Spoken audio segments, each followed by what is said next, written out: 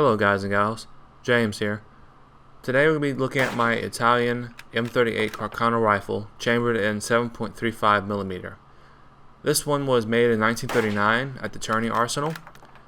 It's a short rifle sporting a handy 21-inch barrel, and it was meant to be a lighter, handier, and more powerful replacement to the 6.5mm Carcano rifles that Italy was using just before World War II. The 6.5 Carcano had served Italy well, but there were reports in the 30s of a lack of stopping power. Enemies were being shot but not felled by that round. So the Italians came up with the 7.35 by 51mm cartridge. Here it is next to a 5.56 NATO round. The Italians took the 6.5 cartridge, increased the diameter to 0.300 of an inch, and gave it a lighter weight 128 grain bullet, which is very light for its caliber. I consider this to be the first trend towards an intermediate style cartridge. Even with the increased caliber, that lightweight bullet is producing light recoil with enough striking energy at reasonable combat distances. It seems the Italians figured out during World War I that they no longer needed a rifle to reach out to 1,000 meters. It wasn't realistic. As you can see, this rifle was very realistic. The rear sight is graduated at 300 meters. In fact, there's no graduation at all. It's just a plain post, 300-meter battle sight. You stuck with what you got.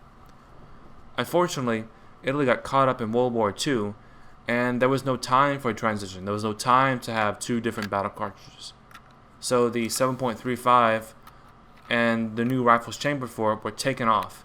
They were taken off the front line, and the Italians ultimately went back to the 6.5 round.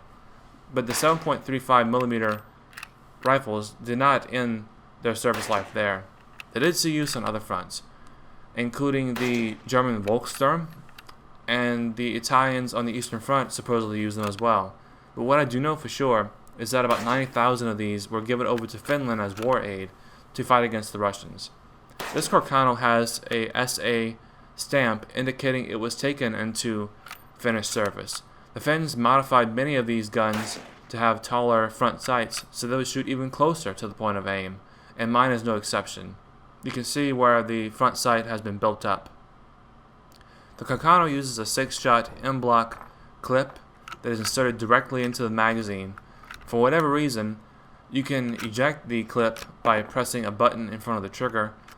With the gun loaded, the safety requires a brisk twist of the palm to activate. Shooting the M38 is a real pleasure, especially with these sedate hand loads. Despite being a little light, short rifle, recoil is very mild for a World War II battle rifle of this standard. The Carcano is known for having a draggy trigger and a bad action, but I couldn't find any fault with the gun here.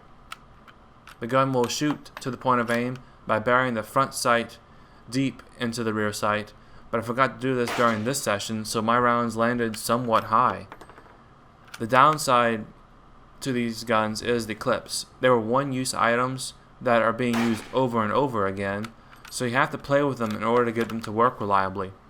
But overall, the 7.35mm Carcano round is scarcely made today, so it's a little bit expensive to feed these guns, and it probably makes more sense to handle it with this cartridge in general. But leaving that behind, the M38 is a surprising little rifle that shatters the myth of Italian garbage.